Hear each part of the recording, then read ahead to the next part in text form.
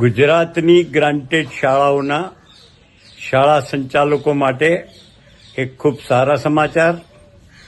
આજ રોજ 3 ઓગસ્ટ 2026ને સોમવારે રાજ્યના માનનીય લોકલાડીલા મુખ્યમંત્રી શ્રી ભૂપેન્દ્રભાઈ પટેલ સાહેબને રાજ્ય શાળા સંચાલક મહામંડળના અધ્યક્ષ શ્રી મનુભાઈ રાવલ, પ્રિન્સિપાલ ભાસ્કર પટેલ અને બોર્ડની કારોબારીના સભ્યશ્રી ડૉક્ટર જેવી પટેલ રૂબરૂ મળ્યા હતા અને રાજ્યની ગ્રાન્ટેડ શાળાઓમાં અંદાજે 4600 જેટલી ક્લાર્કની જે જગ્યા ખાલી છે તે જગ્યાઓ ભરવા માટે માનનીય મુખ્યમંત્રીશ્રીએ સૂચના આપી દીધેલ છે કે આ જગ્યાઓ રાજ્યના શાળા સંચાલકોએ જાતે ભરવાની રહેશે અને અગાઉ જે પદ્ધતિ હતી એ પદ્ધતિને અનુસરવાની રહેશે।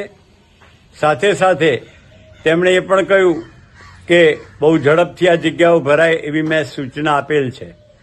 ત્યારબાદ રાજ્યના શિક્ષણ મંત્રી શ્રી ડૉક્ટર વાજા સાહેબ અને માનનીય રીવાબા જાડેજા સાહેબને પણ આ અંગે અમે મળ્યા હતા અને પડતર પ્રશ્નોની ચર્ચા કરી હતી।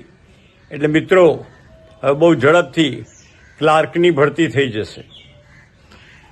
જે બિન કુશળ શ્રમયોગીની બાબત છે તેના માટે પણ ડીઓને સૂચના આપવામાં આવી રહી છે કે તેઓ કોઈ એજન્સી જિલ્લા કક્ષાએ ઊભી કરે અને શાળાઓને બિનકુશળ કર્મચારી આપે।